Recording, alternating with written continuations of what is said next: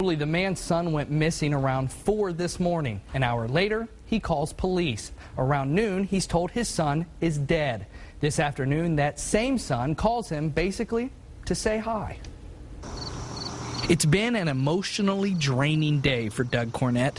Cornett says around 4 this morning, while camping along the Ohio River in Melbourne, Kentucky, his 2 adult sons decided to go to the nearby boat ramp. That's when the day took a turn for the worse. The youngest one just decided he's going to dive in the river and take off. So the other one didn't seem, he lost sight of him. And so he come back up and got me. This was the scene this morning after Doug called police saying his 30-year-old son Tim was missing.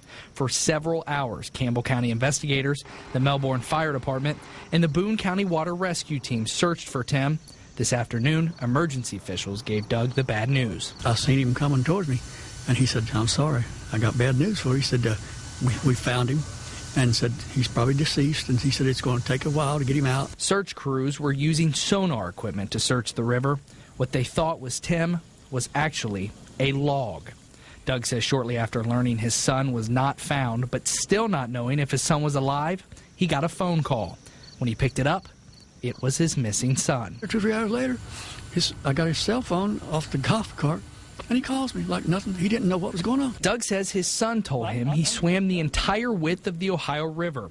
Once on the other side, he decided to sleep and rest for a few hours before using his shoestrings and sticks to rig up a raft and swim back. Doug says by the time his son got back to the Kentucky side of the river, he was so far downriver no one could see him. Doug says once Tim got to a phone, he called him.